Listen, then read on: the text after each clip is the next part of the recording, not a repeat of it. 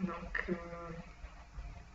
la dernière fois, on a fait le premier chapitre. C'était sur les rappels sur les étapes de compilation lexicale syntaxique. Chapitre 2. Donc, c'est une étape aussi que vous avez vue. Après la syntaxique, c'est la sémantique ou bien la traduction dirigée par la syntaxe. Donc, le but de la traduction dirigée par la syntaxe. Donc, on a dit que le but de lexical, c'est de reconnaître les entités, les différents objets du langage. On a dit aussi que l'étape ou bien la phase syntaxique, son but, c'est de voir l'ordre, c'est d'avoir un ordre bien précis des objets. Tandis que le but du sémantique, qui peut me dire c'est quoi le but de l'analyse sémantique? La traduction dirigée par la syntaxe. C'est quoi le but de l'analyse sémantique? Vérifier le sens. C'est-à-dire si l'instruction elle est correcte, le sens de l'instruction. Qui peut me donner un exemple? Le sens de l'instruction. C'est vrai, c'est le sens, vérifier le sens d'une instruction. Donc on ne vérifie pas l'ordre, on le vérifie lors de l'analyse syntaxique, mais on vérifie le sens. Donc le sens, donc d'habitude pour l'analyse sémantique, qu'est-ce que vous faites? Vous insérez des routines sémantiques, ou bien c'est des contrôles. C'est ce qu'on fait dans l'analyse sémantique, on fait des contrôles. Donc dans ce qu'il faut savoir, c'est quand on fait ces contrôles-là. Donc on fait ces contrôles-là donc si je peux résumer dans trois cas.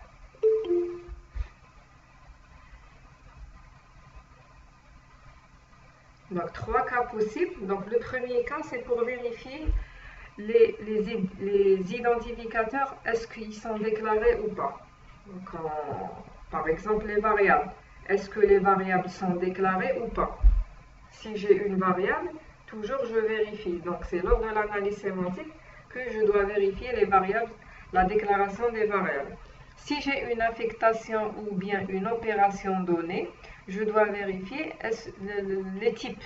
Bien sûr, ça dépendra des langages de programmation, parce qu'il y a des langages qui permettent de faire la conversion et tout, mais en général, on vérifie, dans la plupart des langages, on vérifie est-ce qu'ils sont de même type ou pas pour faire une opération donnée, par exemple l'affectation, la somme, la soustraction. D'accord? Donc, vérifier si un identificateur a été déclaré, la compatibilité de type. Troisième chose, c'est l'utilisation correcte d'une étiquette. C'est lors des branchements. Si j'ai un branchement, donc je vérifie les branchements, ou bien en quelque sorte, qu'est-ce que je ferai dans l'analyse sémantique? C'est de sauvegarder un quadruplé ou bien dans la forme postfixée une position donnée pour revenir après et la mettre à jour pour les étiquettes, donc lors des branchements. Donc il y a des contrôles, je répète, il y a des contrôles s'il y a des déclarations, je vérifie est-ce que des variables sont déclarées, je vérifie la compatibilité de type si j'ai une opération, et si j'ai un branchement, je dois créer et mettre à jour ce branchement. D'accord. Donc pour la phase sémantique, la phase précédente nous permet d'avoir un code intermédiaire, soit quadruplé, forme postfixée ou une autre forme intermédiaire. Et à cette forme intermédiaire, on doit rajouter des contrôles ou bien des actions sémantiques. D'accord? On doit insérer des actions sémantiques. Appelée aussi routine sémantique. Donc, on appelle cette routine lorsqu'il y a un contrôle. Par exemple, est-ce qu'une variable est déclarée? Donc, donc si j'ai une variable dans le code intermédiaire, j'ai une variable utilisée, je dois vérifier est-ce qu'elle est déclarée ou pas dans la routine sémantique. D'accord? Dans l'analyse sémantique,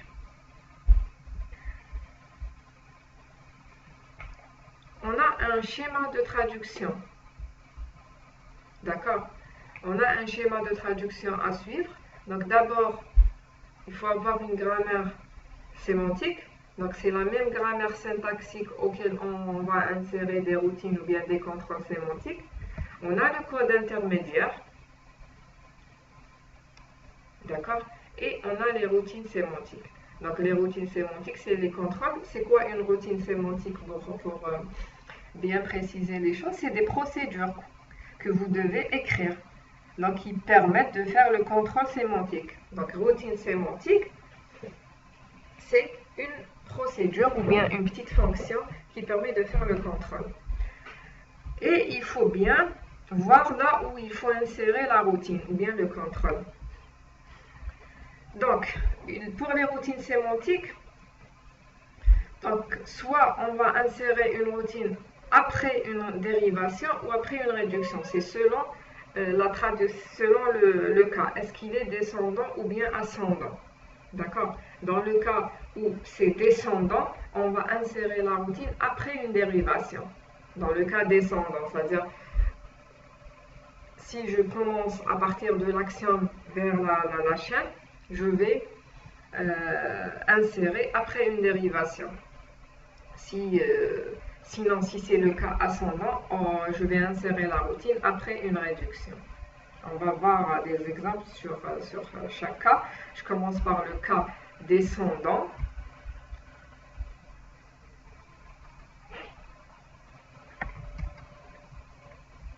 Donc, dans le cas descendant, les routines correspondent aux dérivations.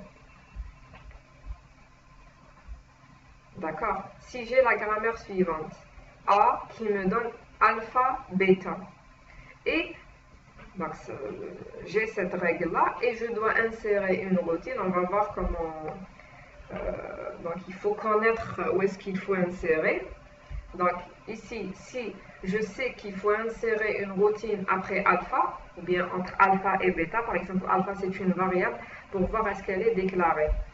Je dois insérer après alpha la routine. Qu'est-ce que je vais faire dans le cas descendant? Il suffit, c'est très simple, il suffit de rajouter un nom terminal B qui dérive en epsilon. D'accord? J'aurai donc ça. Alpha, B, grand B, bêta. Donc B, c'est le nom terminal qu'on a rajouté. Pourquoi? Parce qu'il faut insérer une routine entre alpha et bêta. Donc ça, c'est le cas descendant. On va prendre l'exemple de l'instruction if que tout le monde connaît. Donc pour voir où est-ce qu'il faut insérer une routine, toujours je dis aux étudiants, il ne faut pas directement dire parce que vous avez appris par cœur, par exemple ici dans l'instruction if, après la condition, après l'instruction, après l'instruction 2, il faut insérer. Donc qu'est-ce que je dis aux étudiants? Il faut commencer par, donc, dans le schéma, il faut donner ces trois-là. Donc la grammaire associée, vous l'avez déjà dans la routine syntaxique, ou bien il faut l'écrire. C'est un ordre bien précis de l'instruction, auquel il faut rajouter les routines. Dans le cas descendant, il faut rajouter les noms terminaux qui me dérivent vers epsilon. Donc moi, pour connaître l'emplacement des routines, il faut commencer par le code intermédiaire pour voir là où il faut placer. Là où il y a un identificateur, il y a une routine. S'il y a une opération, il y a une routine. S'il y a un branchement aussi, il y a une routine pour créer ce branchement. D'accord? Donc, je viens ici dans l'instruction if. On va écrire d'abord les quadruplés. Donc, la forme intermédiaire, on va choisir les quadruplés ici. Donc, pour les quadruplés, il faut, je sais, donc normalement, vous avez déjà fait ça. Donc, pour les quadruplés ou bien n'importe quelle forme, il faut suivre l'ordre de l'instruction. Il ne faut pas dire je vais faire d'abord les quadruplés de l'instruction 2, ensuite les quadruplés de l'instruction 1, après les quadruplés de condition, ou bien instruction 1 après condition. Donc il faut faire les quadruplés tels que l'ordre est bien précisé dans la grammaire. Donc, c'est-à-dire, il y a condition ici, instruction 1, instruction 2, c'est-à-dire les quadruplés vont apparaître avec cet ordre-là. Après, on verra qu'est-ce qu'il faut faire entre ces quadruplés. Donc, il faut avoir cet ordre, je précise. Donc, condition, instruction 1, instruction 2, comme apparaît dans l'instruction, même si je ne dois pas exécuter d'abord l'instruction 1, j'exécute d'abord l'instruction 2, ensuite l'instruction 1, je dois garder cet ordre. Donc, l'instruction if, je vérifie d'abord la condition, c'est-à-dire si la condition est vérifiée, je vais exécuter l'instruction. Sinon, je vais aller vers l'instruction 2. Donc, je vais aller vers l'instruction 2, c'est-à-dire c'est un branchement. Donc, je vais rajouter un quadruplé ici entre les deux pour sauter à l'instruction 2 si ce n'est pas vérifié. Sinon, j'exécute ça, les instructions 1, ou bien une instruction 1, et après l'exécution de l'instruction 1, je dois mettre un branchement pour ne pas exécuter en même temps 1 et 2. C'est-à-dire, vous aurez ça. Donc, au début, je vais mettre BZ, c'est-à-dire si la condition est égale à 0, par défaut, on va dire 0, c'est-à-dire la condition n'est pas vérifiée. Si la condition T compte, c'est le temporaire de la condition, si égale à 0, je vais aller vers else. Else, c'est cette étiquette. Vous pouvez l'appeler comme vous voulez. Else, instruction 2. D'accord? Sinon, je vais exécuter l'instruction 1, mais je dois me brancher vers la fin. La fin, c'est après l'instruction 2. D'accord? Donc, ça, c'est les quadruplés de if. Donc, regardez dans cette instruction, il n'y a pas les identificateurs, on n'a pas. Donc, c'est une boîte noire. Donc, sûrement, il y a les identificateurs ou bien les variables dans la condition, dans l'instruction 1, c'est-à-dire, on va le faire dans une autre étape. Donc, c'est une boîte noire ici. Il n'y a pas les identificateurs, il n'y a pas aussi le type. Il n'y a pas des opérations, c'est-à-dire par exemple ici, si on a l'instruction, on aura par exemple A égale à B fois C. Donc c'est dans ce cas-là qu'il faut vérifier le type de A, B et C. Mais ici, on a aussi une boîte noire. Donc, qu'est-ce qu'on a dans cette instruction? On n'a que les branchements. Donc c'est le troisième cas. On doit vérifier, on doit insérer des routines. Lorsqu'il y a des branchements, c'est-à-dire après la condition, il y a une routine pour créer ce branchement-là. Pourquoi le créer et le sauvegarder? Parce que je n'ai pas la position else. Je ne l'ai pas encore. Lors de la création de mes quadruplés, je n'ai pas cette position-là. Donc, après l'instruction 1 aussi, je dois créer ce quadruplé et le sauvegarder, c'est-à-dire sauvegarder juste le numéro de quadruplé. Lorsque j'arrive à la fin, je dois mettre à jour ce quadruplé. Après l'instruction 2, je dois aussi mettre, je vais rencontrer la position de la fin, je dois mettre ce quadruplé à jour.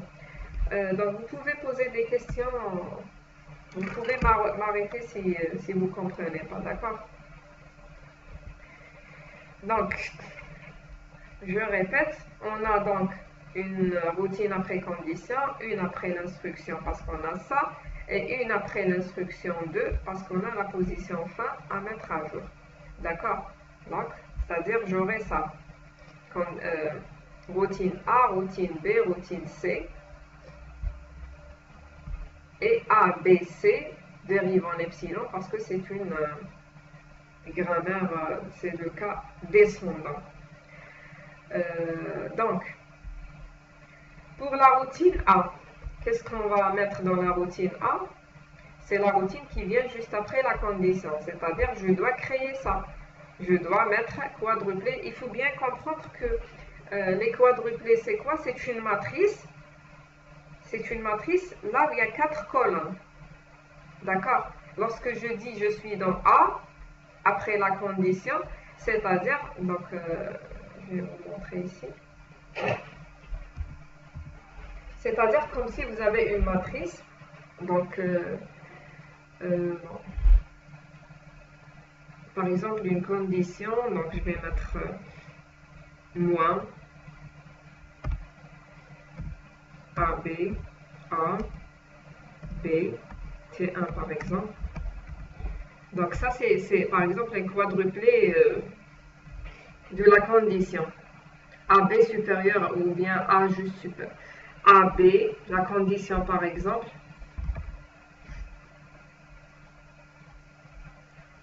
Notre condition, c'est AB, A,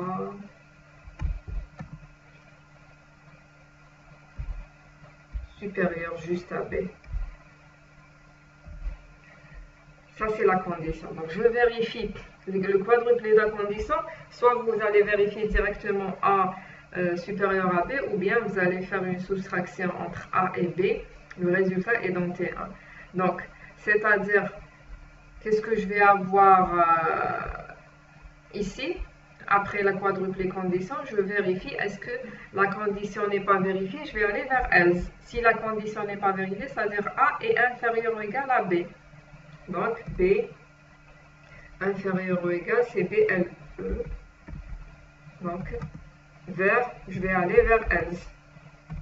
Donc c'est le T1.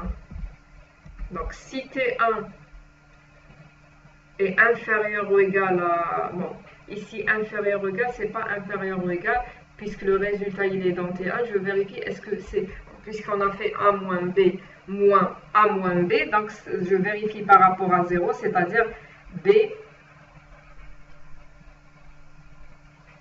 Donc je vais vous donner un résumé des branchements. BMZ.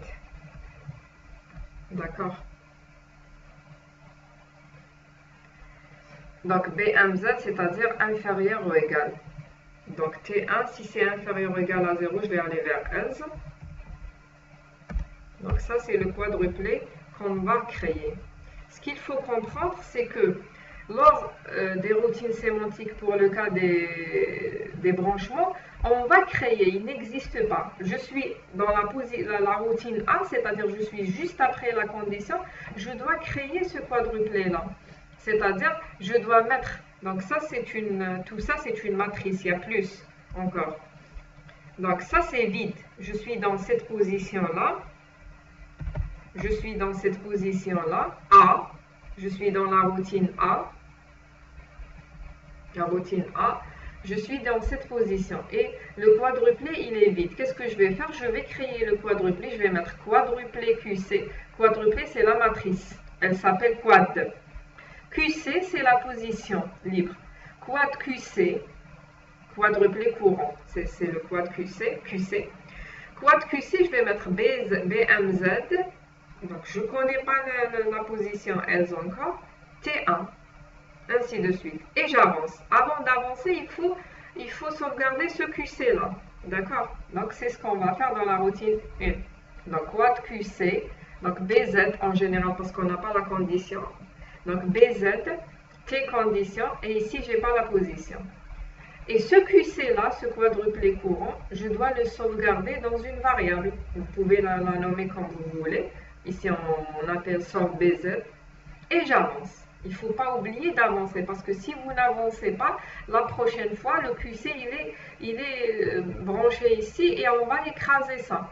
Il faut l'avancer parce que si je vais avoir une autre routine, je vais créer après. Donc, le QC, il faut avancer le QC, par exemple, ici. Donc, j'ai créé ça. Je laisse ça à vide, à libre. Je laisse ça vide parce que je ne connais pas la position et j'avance. La prochaine fois, lorsque je vais créer un branchement, je vais pas écraser celui-là. D'accord? Donc, ça, c'est la routine A, là où je dois juste créer le premier quadruplé, sauvegarder sa position avant d'avancer. Donc, ça, c'est pour... j'ai réglé ça, la routine A. Il y a une routine B après l'instruction 1. Qu'est-ce que je vais faire après l'instruction 1? Je dois créer un autre branchement. Donc, quad QC, BR vers fin. Donc, si je reviens à cette matrice-là, donc ça, c'est la condition. Et ça, c'est, bon, ça, c'est pas la condition, mais ça, c'est ma matrice. Donc, il y a ce quadruplé-là, il y a cet autre quadruplé. Après, il y a quoi? Il y a des quadruplés pour l'instruction 1. Par exemple, G égale, par exemple, étoile, A, B, donc c'est bon. Par exemple, je peux avoir plusieurs, plusieurs quadruplés pour l'instruction A, B, donc D par exemple. Donc par exemple, ça c'est l'instruction 1. Nous, on n'a pas à faire cette instruction, mais on est là. On est là. Dans B, je suis après l'instruction 1. Il faut bien comprendre ça pour bien écrire vos routines. B, donc dans A, je suis là. B, je suis là. Donc B, c'est-à-dire juste après l'instruction 1, je peux avoir un seul quadruplé pour l'instruction 1 ou bien plusieurs. L'essentiel, dans B, je suis après l'instruction 1. Après l'instruction 1, qu'est-ce que je vais faire d'après la forme intermédiaire? Juste après les quadruplés de l'instruction 1, je vais générer ce quadruplé. Bien sûr, je n'ai pas la fin. Donc, qu'est-ce que je vais faire? Je vais mettre quadruplé QC. Je vais aller vers la routine B directement. Quadruplé QC, je vais le générer BR avec une position vide. Et je ne vais pas oublier... Où est-ce qu'ils sont les quadruplés? J'ai créé ça. Donc, je dois sauvegarder la position pour revenir après. Et j'avance. Lorsque j'avance, qu'est-ce que je vais rencontrer? Je vais rencontrer l'étiquette else. D'accord? Je crée ça. Je sauvegarde sa position. Et j'avance. C'est ce qu'on a fait dans la première fois. La même chose. Mais le problème, lorsque j'avance, je trouve cette étiquette. Je dois mettre ce quadruplé-là.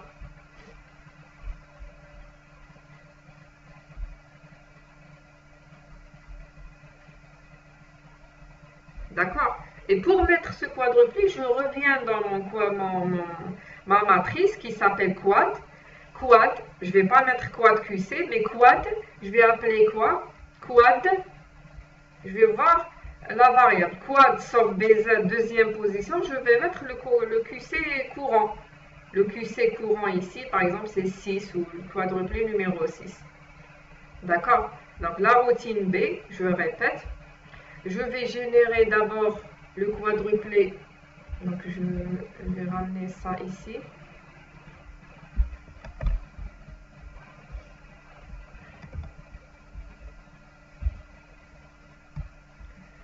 Vous avez les quadruplés, on a les quadruplés ici sous les yeux. Je suis là, après l'instruction 1. C'est-à-dire je dois régler, je dois faire ça. Je dois générer dans la routine B ce quadruplé. Donc quadruplé QC, BR, libre, vide ici parce que je ne connais pas la position de fin encore.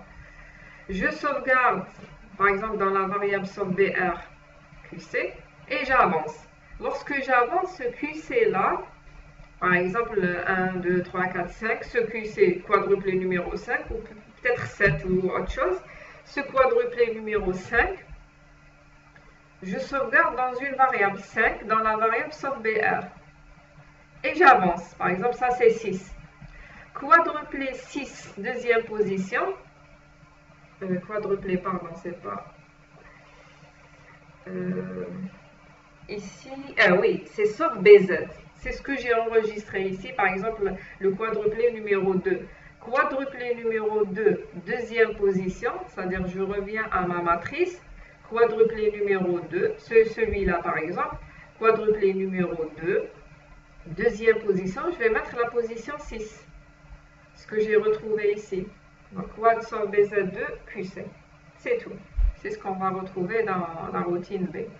Il reste la dernière routine, après l'instruction 2. Après l'instruction 2, qu'est-ce qu'on rencontre? On rencontre la position de fin, c'est-à-dire je dois mettre ce quadruplé à jour. Pour le mettre à jour, je reviens à la variable, on a sauvegardé dans sauve BR. Je vais mettre quadruplé sauve BR deuxième position, je vais mettre le QC courant. Donc quadruplé sauve BR deuxième position, le QC de la fin. Est-ce que vous avez des questions jusqu'ici? Je vais vérifier le chat s'il y a des questions. Division par 0. Donc, oui, ça fait partie. Votre camarade me dit la division par 0, ça fait partie des contrôles sémantiques. Ici, j'ai noté, oui, ici, j'ai noté les contrôles les plus courants.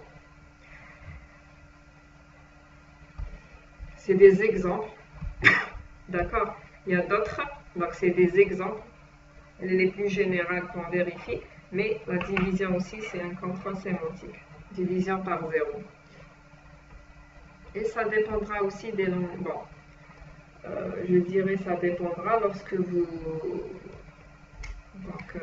vérifiez, c'est-à-dire vous allez créer votre langage lorsque vous faites le contrôle sémantique. Bon, si vous n'avez pas de questions, donc juste ici dans ce slide, j'ai résumé tous les branchements qui existent. Les branchements conditionnels, d'accord? Donc si je vérifie par exemple, donc, ce qu'on a utilisé tout à l'heure, c'est BMZ. Ce que j'ai donné ici comme BMZ. Pourquoi? Parce que je vérifie par rapport à 0. J'ai fait la soustraction de A et B. A moins B supérieur à 0. L'inverse, c'est inférieur ou égal à 0. Inférieur ou égal, c'est ça. C'est BMZ. Donc, par rapport à 0, si vous vérifiez par rapport à 0, c'est-à-dire si A, par exemple, égale à 0, ou bien A inférieur à 0, inférieur à même un autre nombre, inférieur à, ou bien supérieur ou égal, d'accord, pardon, je vérifie par rapport à 0 ici. A supérieur à 0, inférieur à 0. C'est-à-dire, si j'ai la comparaison entre deux nombres, je vais faire d'abord la soustraction pour pouvoir vérifier par rapport à 0. Qu'est-ce que je vais utiliser? BP, si c'est supérieur, BPZ, si c'est supérieur ou égal à 0. BM et BMZ, BM si c'est inférieur, BMZ si c'est inférieur ou égal. BZ si c'est égal, B0Z si c'est différent. Donc maintenant si je compare A et B, je compare pas par rapport à 0, je compare A et B, donc BG, glitter, d'accord, si A est supérieur à B, glitter or equal, BGE, BL c'est lower, donc BL si c'est inférieur, BLE inférieur ou égal, BE equal, B not equal si c'est différent, BNE si c'est différent. D'accord.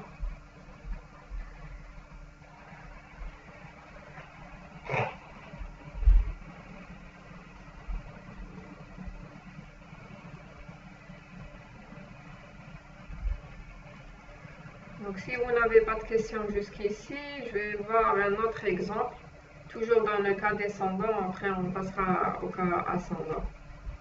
Le cas descendant, une autre instruction, c'est l'instruction for id égale à expression 1 to expression 2, step expression 3, do instruction.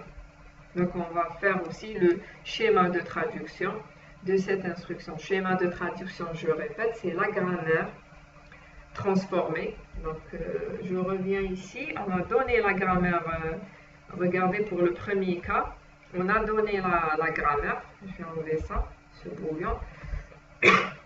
Donc grammaire modifiée ou bien grammaire, c'est pas la grammaire syntaxique, mais c'est la grammaire sémantique, c'est-à-dire dans laquelle on a rajouté des contrôles sémantiques. D'accord? Donc la grammaire sémantique, c'est syntaxique, c'est juste ça. Schéma de traduction, c'est quoi? C'est la grammaire modifiée, c'est-à-dire ça, là où on insère les routines. C'est la forme intermédiaire, c'est ça, c'est les quadruplés, et les routines. Les routines, voilà la routine A, la routine B et la routine C. D'accord? Donc tout ça, c'est le schéma de traduction. Pour l'exemple 2, on va faire la même chose. On va donner les quadruplés, les routines sémantiques et la grammaire. Donc, bien sûr, lorsque vous avez une instruction, il faut bien comprendre comment elle se déroule. Il faut bien comprendre l'instruction pour pouvoir faire le schéma de traduction. Donc, for, tout le monde connaît for. Donc, for, d'habitude, vous utilisez ça. L'instruction de for que vous utilisez, c'est for i égale à 1 to 10. Par exemple, tout cas.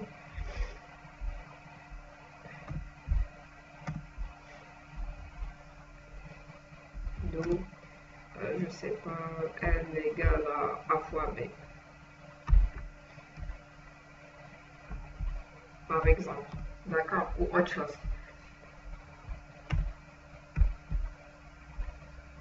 Je vais mettre ici. Donc, vous avez cette instruction. Donc, regardez ici. Ça, c'est une instruction for plus générale. C'est-à-dire ici, ce qu'on a l'habitude d'utiliser dans le for, on a for i égale à 1 to 10, ou bien 2 jusqu'à 100, ou l'essentiel, d'habitude, vous utilisez juste un nombre. Mais pour généraliser, je peux mettre for id, i, égale à expression. C'est-à-dire, je peux avoir ici une expression a plus b, jusqu'à a plus d. Idée de expression 1 à expression 2, ça c'est une expression aussi. Step. Step, d'habitude, vous n'utilisez pas step. Lorsqu'on n'utilise pas step, c'est-à-dire c'est le pas, il est 1 par défaut. Mais si j'utilise step, ça va changer. D'habitude, donc si je vais mettre 2, c'est-à-dire le pas est 2, c'est le pas. C'est-à-dire je ne vais pas mettre le i égale à i plus 1, mais i égale à i plus 2. Donc, si je vais mettre 3, c'est-à-dire i égale à la première fois c'est 1, ensuite c'est 4, ensuite c'est 7. Le pas est de 3, le pas de i, jusqu'à arriver à 10. D'accord? D'où instruction. Donc, dans ce cas-là, bon, toujours, il faut prendre, pour écrire les quadruplés, il faut prendre cet ordre-là. Donc, ici, on a ID, on a les quadruplés de expression 1, ensuite les quadruplés de expression 3, 2, 3 et instruction. C'est-à-dire on aura ça. Ça. D'accord? Expression 1, 2, 3, instruction. Donc, qu'est-ce qu'on va faire après pour bien écrire les quadruplés? C'est-à-dire comment vous allez dérouler ça? Donc, si vous avez, revenez à cet exemple-là. Si vous avez for i allant de 1 à 10, qu'est-ce que vous allez faire lors de l'exécution? C'est quoi les étapes?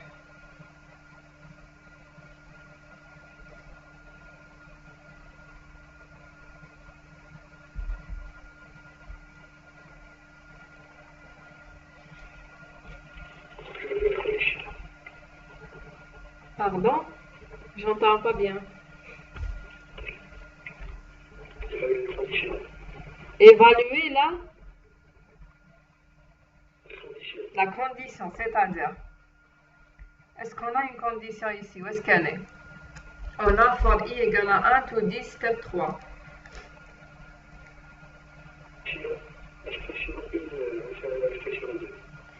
Si expression, voilà. Avant de faire ça, il faut affecter à i un 1. Tout au début. Il faut affecter à i un 1. Ensuite, je vérifie est-ce que 1 est inférieur à 10 ou pas. C'est-à-dire, est-ce que l'expression 1 est inférieure à l'expression 2? Parce que si c'est supérieur, c'est bon. Qu'est-ce que je vais faire? Je sors. D'accord? N'est-ce pas? Donc, c'est-à-dire, expression 1, je dois l'affecter à id. Après, je vérifie est-ce que l'expression 1 est supérieure à l'expression 2. Je vais aller vers la fin. Sinon, donc on peut faire ça. Donc, id, bon. Regardez, il faut bien comprendre, parce que les quadruplés, c'est quoi en quelque sorte? Les quadruplés, c'est juste le déroulement. Dérouler votre instruction. Regardez ici. C'est dérouler cette instruction par ordre. Donc, on a la condition. Si la condition est fausse, je vais aller vers else. Sinon, je ne vais pas aller vers else, mais j'exécute l'instruction 1. Après l'exécution de l'instruction 1, je vais aller vers la fin pour ne pas exécuter ça. D'accord? Et si je saute ici, c'est-à-dire que je n'exécute pas l'instruction 1, je vais exécuter l'instruction 2 et je sors. Donc, la même chose ici. Donc, si j'ai cette instruction, ou bien en général, qu'est-ce que je vais faire? Donc, ID égale à expression 1. Donc, ça, c'est la première chose. Après, je vérifie if expression 1 est supérieure. Expression 2. Donc, si c'est supérieur, allez à fin. D'accord? Sinon, qu'est-ce que ça veut dire aller à fin dans les quadruplés? C'est-à-dire c'est un branchement. Le sinon, qu'est-ce que ça veut dire le sinon? J'exécute les quadruplés suivants. Donc sinon, qu'est-ce que je vais faire dans sinon? Donc si l'expression 1 n'est pas supérieure à l'expression 2, qu'est-ce que je vais faire?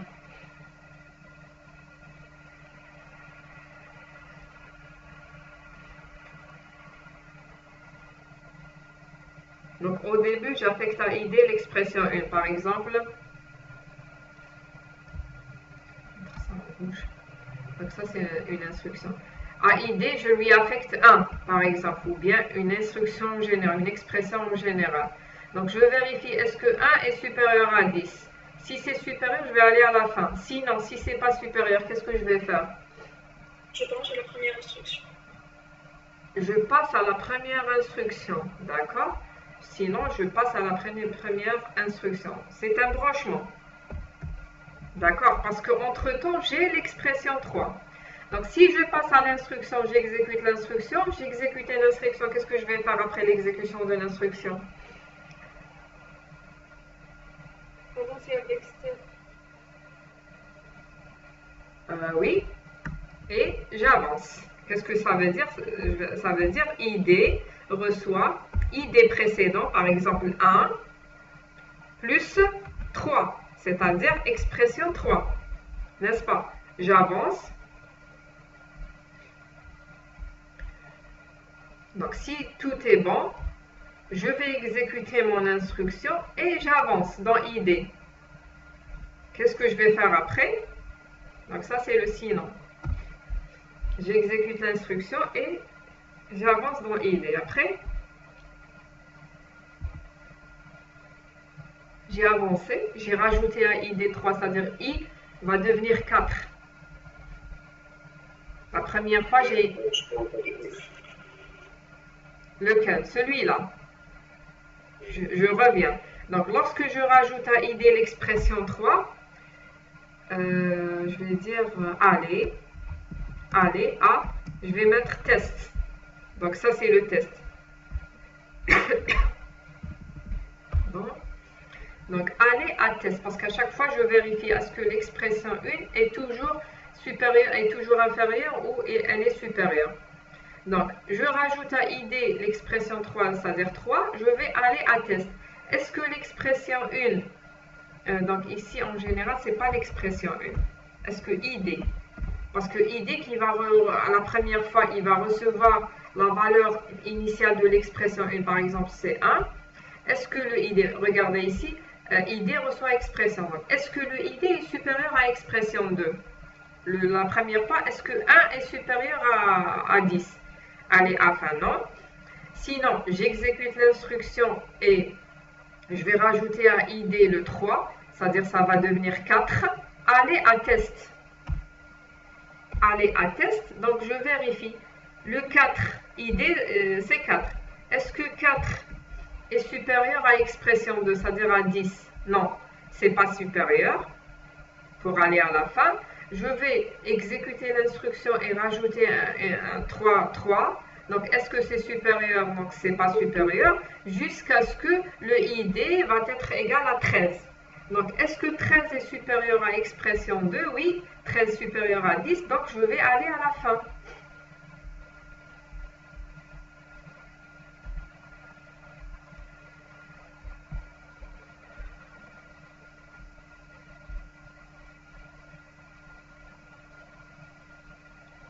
Supérieur ou égal, me dit Ayoub. Supérieur ou égal, qu'est-ce que ça veut dire? Ah oui, supérieur ou égal. Donc si supérieur ou égal, si c'est égal à 10, oui. Donc si ça dépasse, parce que 3, 7, 10, si c'est 10, je vais exécuter. Sinon, je sors. Je vais aller à la fin. Donc on va écrire. Donc ça, c'est le déroulement de cette instruction. On va essayer de l'écrire. L'écrire, c'est-à-dire, on va l'écrire ici. Donc, quadruplé expression 1, qu'est-ce qu'on va mettre après les quadruplés? D'après ce qu'on a écrit ici comme brouillon. Je vais le mettre ici et on va essayer de l'écrire ensemble.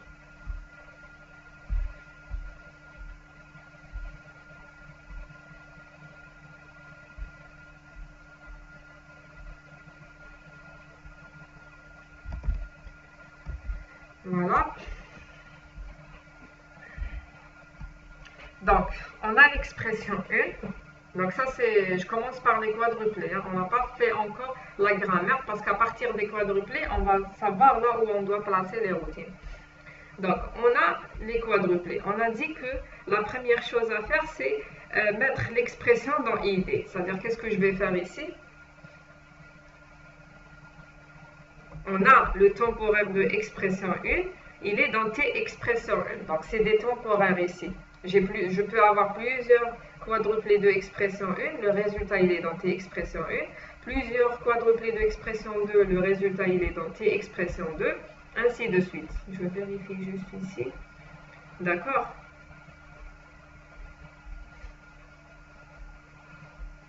Qu'est-ce qu'on va faire? Qui peut me dire, c'est qu'est-ce qu'on va rajouter? Qu'est-ce que j'ai écrit ici? Le corps que vous devriez écrire à chaque fois que vous allez écrire les quadruplés.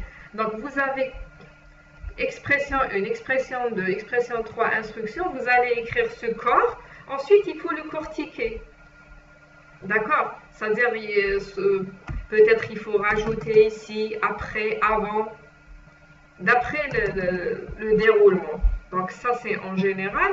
Mais je dois garder cet ordre, c'est-à-dire 1, après 2, après 3, après l'instruction. Mais je dois rajouter peut-être des branchements ou des quadruplés entre-temps. Qu'est-ce que je vais rajouter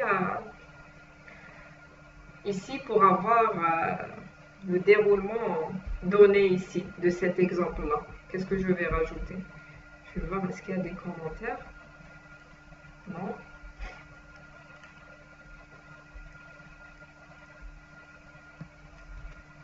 Oui, je suis à l'écoute. Tu peux me dire qu'est-ce qu'on va faire. Donc, vous n'êtes pas vraiment nombreux aujourd'hui par rapport à la première fois. L'affectation TXP1 a été. Oui, c'est ce qu'on va faire juste après l'expression. J'ai le résultat, donc je vais faire ça. Affecter à T expression 1.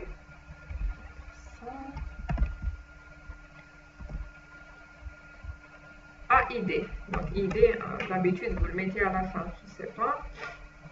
C'est ce qu'on va faire. Donc, qu'est-ce que j'ai fait ici? Le résultat de expression 1, il est dans ID. Parce qu'après, je vais vérifier juste le ID. Expression 1, ça ne va pas changer. Toujours, c'est la même chose. Par exemple, ID égale à 1. Ou bien ID égale à A plus B toujours. Donc, ID reçoit tes expressions. Après, qu'est-ce que je vais faire? C'est le test, ici. Bon, l'essentiel. Après, je vais faire, est-ce que ID est supérieur à expression 2? Où est-ce que je vais faire ça? Est-ce que ID est supérieur à expression 2? Allez à la fin.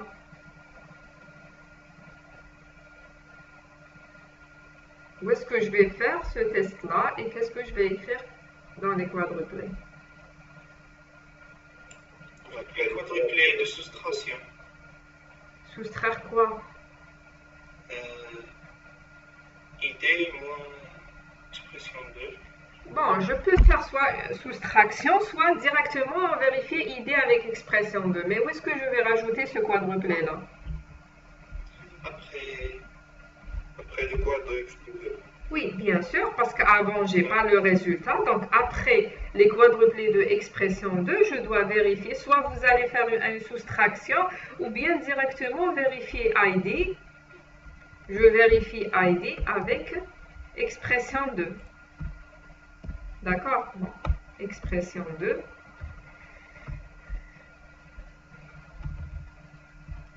Donc, si le ID est supérieur à expression 2, je vais aller à la fin. Donc, c'est-à-dire un branchement inconditionnel. BG. Non, BG, oui. C'est conditionnel. BG, c'est-à-dire si c'est supérieur. BG vers quoi? Vers la fin. Donc, si ID, c'est ce qu'on a écrit ici. Si ID est supérieur à T expression 2, je vais aller vers la fin. Sinon, qu'est-ce que je vais faire? Si ce n'est pas supérieur, je dois faire quelque chose. Sinon, on a écrit ici. Non. Si je ne vais pas aller vers la fin, regardez, sinon, instruction. Je dois exécuter l'instruction avant de faire le pas. C'est-à-dire, je dois faire ici un branchement vers l'instruction. BR, un branchement inconditionnel. BR vers instruction. Donc, il faut mettre l'instruction. Il faut mettre ici, l'étiquette instruction. D'accord. BR vers instruction. Après, et je dois exécuter, je dois faire le pas. Donc, le pas, c'est-à-dire ID égale à ID plus expression. Quand est-ce que je vais exécuter ça? Je ne peux pas l'exécuter juste après le BR parce que je n'ai pas le résultat de l'expression. Je vais l'exécuter ici. C'est-à-dire, qu'est-ce que je vais faire? Je vais faire un plus ici, T expression 3, ID, et le résultat, je vais le mettre dans ID. Donc, j'ai le résultat de ID. Je vais faire... Mais quand est-ce que je me branche ici, le problème? Quand est-ce que je me branche à expression 3? Parce que je vais... Après l'instruction, voilà. Parce que regardez ici, si la condition est vérifiée, c'est-à-dire si ID il est inférieur à expression 2, je vais... bon, attendez. Si ID est supérieur, je vais aller à la fin. Mais si c'est pas supérieur, non, c'est bon, c'est bon. Si c'est supérieur, regardez, si c'est supérieur, je vais aller vers la fin. La fin, c'est ici. Sinon, qu'est-ce que je vais faire? Je vais aller à l'instruction. C'est-à-dire, je n'ai pas un branchement. Est-ce que vous avez remarqué ça? Je ne peux pas, si je laisse les quadruplés comme ça, je ne peux pas exécuter les quadruplés de expression 3. N'est-ce pas? Regardez, je redéroule comme ça. J'ai les quadruplés de expression 1. Par exemple, I égale à 1. Par exemple, je vais mettre le 1 dans le ID. Le 1 dans le ID. Ou bien si j'ai une expression, par exemple ici, vous pouvez avoir A fois 2. Il faut mettre le A fois 2 fois dans la variable I. C'est ce qu'on a fait ici. Ensuite, je développe les quadruplés de expression 2 pour avoir ce 10 par exemple. Je vérifie est-ce que le 1 est supérieur à 10. Si c'est supérieur, qu'est-ce que je vais faire? Je vais aller à la fin. C'est la sortie de toute l'instruction. Sinon, qu'est-ce que je vais faire? Si ce n'est pas supérieur, je vais exécuter l'instruction qui est ici, par exemple, n égale à A fois B. J'exécute mon instruction. Et lorsque j'exécute mon instruction, j'ai rien fait. Normalement, je reviens quelque part. Où est-ce que je dois revenir? Expression 3. Très bien. Voilà. Après l'exécution de l'instruction, je dois revenir à l'expression 3 pour faire le pas. Donc, BR vers expression 3. C'est-à-dire, il y a une étiquette ici expression 3. Je reviens. Donc, lorsque je serai ici, j'évalue l'expression 3. Je rajoute le pas. Et lorsque je rajoute le pas, est-ce que je dois réexécuter l'expression, l'instruction? On branche sur le test. Très bien. Donc, il ne faut pas laisser comme ça, sinon, on a exécuté la première fois l'instruction et j'avance dans le ID, par exemple, ici, lorsque mon ID est égal à 10. D'accord, regardez. Où est-ce que le ID va être égal à 10? Par exemple, le ID est égal à 10 ici. J'exécute mon instruction. D'accord, j'exécute mon instruction. Je reviens ici, quadruplé, expression 3. Et je rajoute à 10, à ID égal à 10, je rajoute 3. C'est-à-dire, ça va être 13. Si je laisse comme ça, je vais réexécuter l'instruction avec ID égale à 13, alors que je ne peux pas l'exécuter. Donc, qu'est-ce que je vais faire? Lorsque je vais rajouter le 3, je dois aller vers le test pour vérifier est-ce que ce 3 dépasse ou dépasse pas le 10. C'est-à-dire ici, après ce rajout-là, je dois me brancher automatiquement vers le test. Le test, c'est-à-dire est-ce que le ID est supérieur ou pas. D'accord, c'est ici. Mais normalement, le branchement, je ne vais pas me brancher ici. Donc, c'est-à-dire, normalement, ça, c'est le test, ici.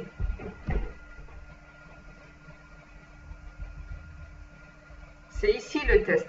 Mais puisque expression 2, c'est des quadruplés, c'est-à-dire c'est une expression, ce n'est pas une variable. Si c'est une variable, je me branche ici. Mais puisque c'est une expression, c'est-à-dire je dois revenir ici pour réévaluer. D'accord, je dois me rebrancher ici pour évaluer l'expression 2. Après, je dois vérifier est-ce que ID est supérieur à 2 ou pas. Est-ce que c'est clair jusqu'ici? Donc, voilà la forme intermédiaire.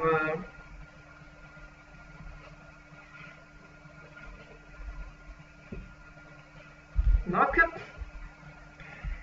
je répète. Donc, on a les quadruplés de expression 1. Je vais mettre ça ici.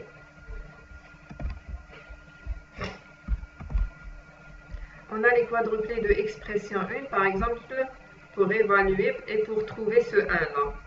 Je vais mettre le 1 dans le ID, la valeur de expression 1 dans ID. Après, je vais évaluer l'expression 2, par exemple ici c'est 10, expression 2. Je vais voir est-ce que ID est supérieur à expression 2. Si c'est supérieur, je vais aller à la fin. Sinon, qu'est-ce que je vais faire? Je vais me brancher vers l'instruction. Je vais exécuter l'instruction. Je ne vais pas passer par l'expression 3. Je vais passer à l'instruction. D'accord? Donc, c'est ce que j'ai expliqué ici. Il faut garder l'ordre expression 2, 1, 2, 3. Mais ici, regardez, après 2, je n'exécute pas 3. Je vais aller vers l'instruction. Mais il faut garder cet ordre. C'est syntaxique. Donc, je vais aller vers l'instruction. Si ID est inférieur à expression 2, j'exécute mon instruction, mais je dois aller vers l'expression 3 pour évaluer l'expression 3 et rajouter le pas. J'ai évalué l'expression 3, je rajoute à ID l'expression 3 et je le mets dans ID. Lorsque je rajoute ID, je ne dois pas aller à l'instruction parce que ça peut dépasser. Je vais revenir à test. Test, je ne reviens pas ici parce que je n'ai pas le résultat, c'est des quadruplés, c'est des temporaires. Je réévalue et je dois mettre le résultat, je dois comparer ID avec expression 2. Et j'exécute si c'est le bon résultat, ainsi de suite. D'accord? Donc ça, c'est ce qui concerne les quadruplés. Est-ce que vous avez des questions jusqu'ici?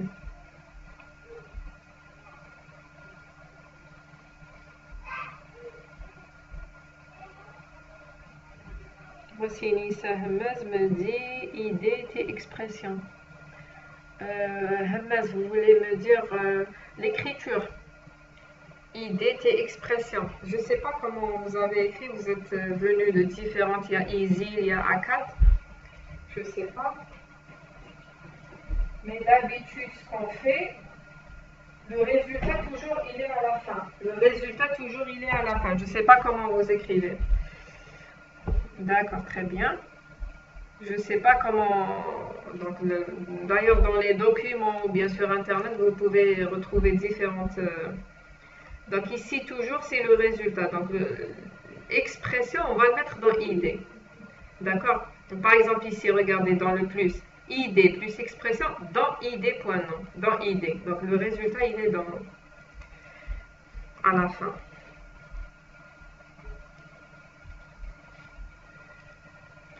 D'accord? Donc ça c'est les quadruplés. Donc en vous demandant cet exemple, de faire le schéma de traduction. Donc on n'a pas commencé et demi, donc j'aimerais bien terminer avec cet exemple et ne pas revenir sur celui-là. Donc on va terminer rapidement les routines et la grammaire. Donc ça c'est la forme intermédiaire. Donc pour pouvoir faire les routines, on va voir là où on doit placer, là où il y a les contrôles sémantiques. Donc, dans le premier exemple, on n'a pas trouvé les identificateurs, les types. Mais ici, il y en a.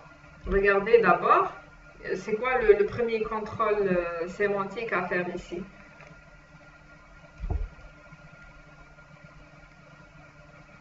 Qui peut me dire c'est quoi le premier contrôle sémantique à faire?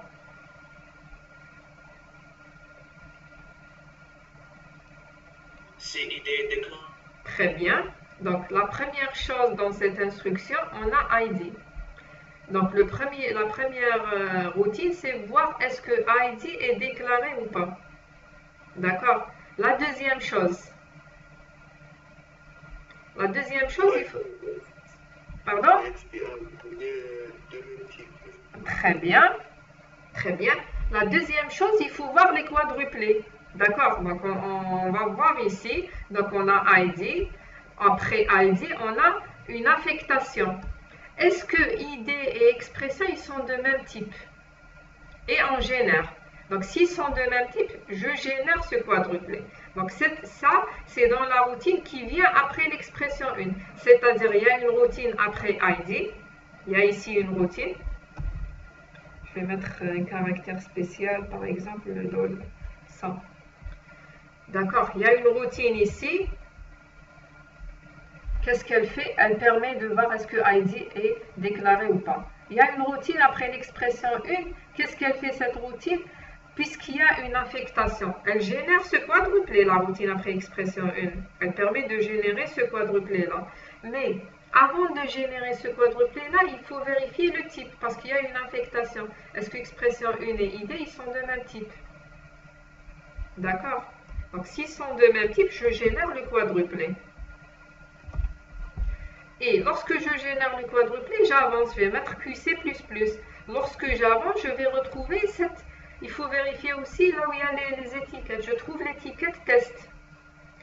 Si je trouve l'étiquette test, ça veut dire j'ai besoin de cette étiquette après. C'est-à-dire je dois sauvegarder cette position test dans une variable. Sinon, je vais la perdre. Je vais mettre QC. Je vais la mettre dans une variable sauf test ou autre chose. Donc, on va voir... bon. Routine par routine. On a dit qu'il y a une routine après ID. Qu'est-ce qu'elle me permet de voir? Est-ce que ID est déclaré? Juste ça. Donc, on va utiliser la fonction lookup id.nomp. D'accord? C'est une fonction qui permet de se positionner dans la table de symboles. Chercher dans la table look selon son nom. Chercher selon le nom ID. Et P, c'est la position dans la table de symboles. Donc, si P.déclare égale à 0, c'est-à-dire la variable n'est pas déclarée, écrire erreur non déclarée. Afficher un message d'erreur. Sinon, qu'est-ce que je vais faire si elle est déclarée? Je vais sauvegarder son type pour pouvoir le comparer avec expression 2. Si P.type, ici, bon, dans la plupart des cas, on sauvegarde son type. Mais ici, bien précisément, dans l'instruction for, si le ID n'est pas déclaré comme un entier, il faut afficher un message d'erreur, erreur de type. D'accord? Mais si en général, on sauvegarde son type pour pouvoir le comparer avec, si c'est une autre instruction, je sauvegarde son type et je compare avec les autres expressions. Donc ici, non. Spécialement dans l'instruction for, il faut avoir un entier. Donc si p.type est différent de entier, aussi j'affiche un message d'erreur. Donc ça c'est pour le A. Pour le B, je disais, pour B, qu'est-ce qu'on va faire? On va voir le type et générer ce quadruplé et aussi sauvegarder ça, la position, c'est-à-dire faire ça. Dans la routine B, c'est ça le travail à faire. Vérifier d'abord si l'expression une.type est différente de entier ou bien de ID, type de ID.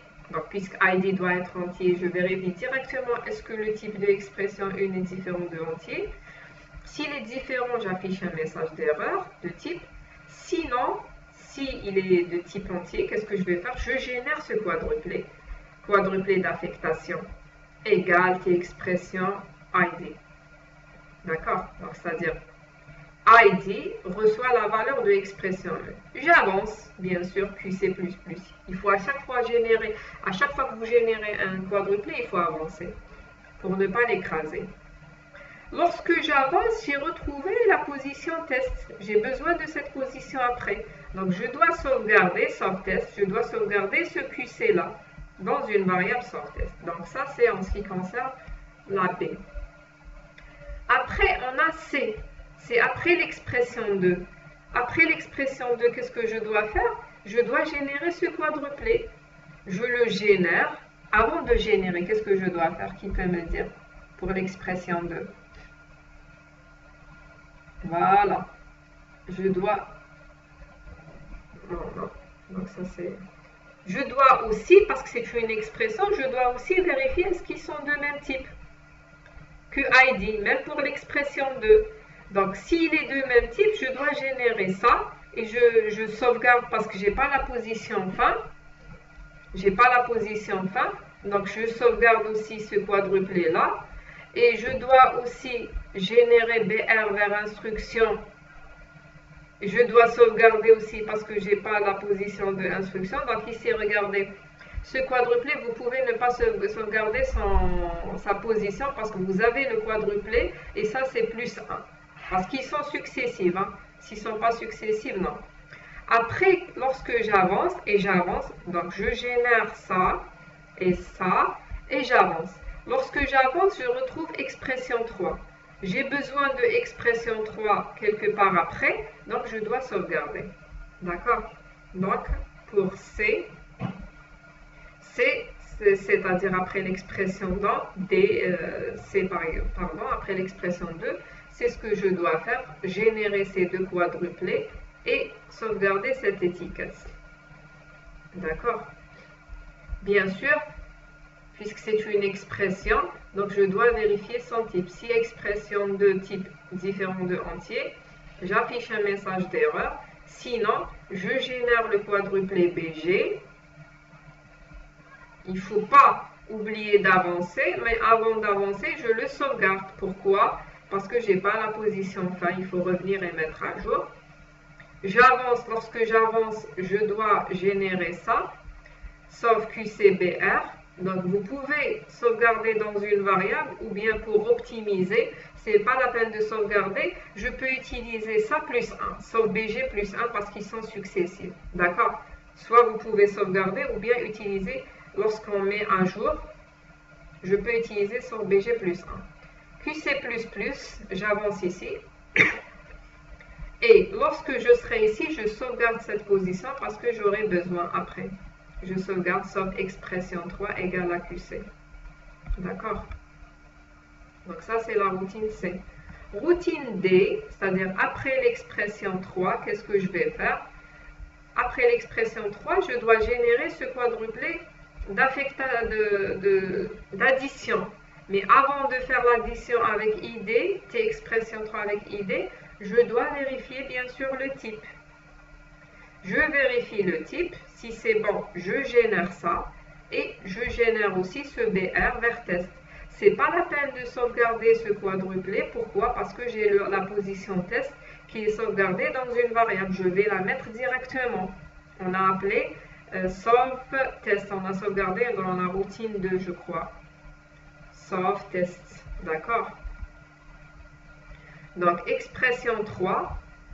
Je vais vérifier est-ce qu'ils sont de même type. Est-ce que c'est type entier?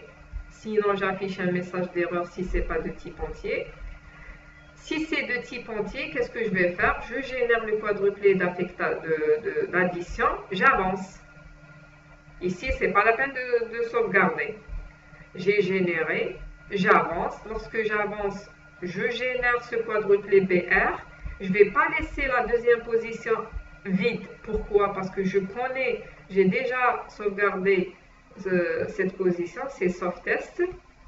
Et j'avance, bien sûr, il faut avancer. Lorsque j'avance, je vais retrouver la position instruction, c'est-à-dire je dois mettre à jour le BR ici, que j'ai sauvegardé dans la routine C, après l'expression 2.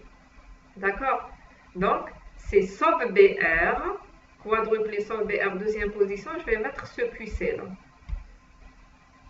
D'accord? Il reste la dernière routine. Qu'est-ce qu'il y a après la dernière routine?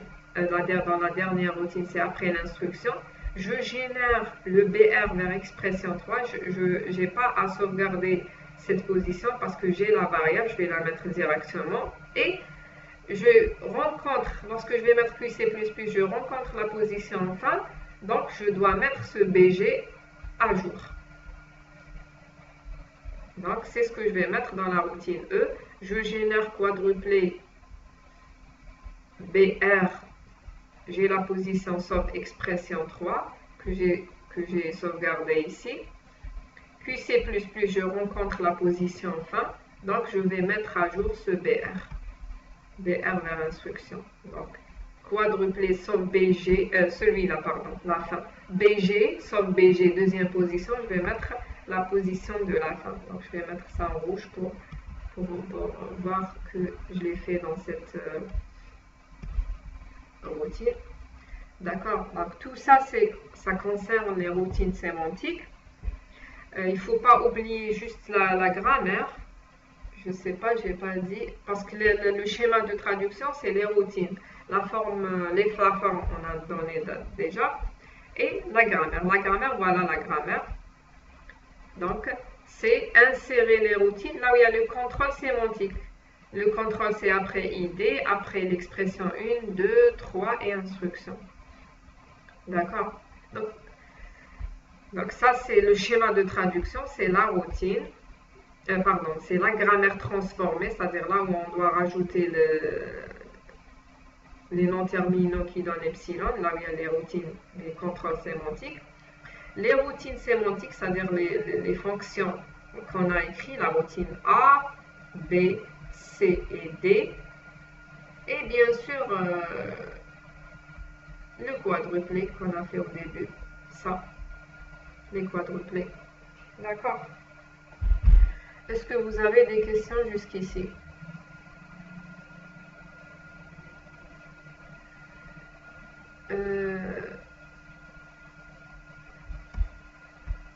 Je n'ai pas compris ce que Hermès m'a dit. ID du même type avec expression 1.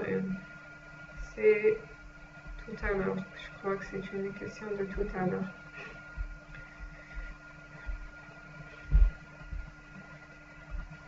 Est-ce que vous avez des questions jusqu'ici?